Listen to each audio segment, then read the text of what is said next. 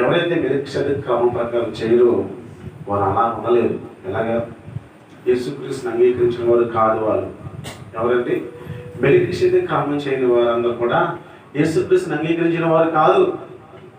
అంగీకరించిన వాళ్ళు ఖచ్చితంగా ఆయన చెప్పినట్లుగా చేస్తారు. ఆయన చెప్పాడు కదా, ఎవరైతే ఈ యొక్క రక్తము, ఈ యొక్క మాంసము, ఈ యొక్క భుజిస్తారో, తాగుతారో వాళ్ళు ఖచ్చితంగా ఆయన మరణ పునరుత్థానాలు ప్రచురించాలి. ఆయన ఏం చెప్పాడో అది చేయాలని చెప్పాడు.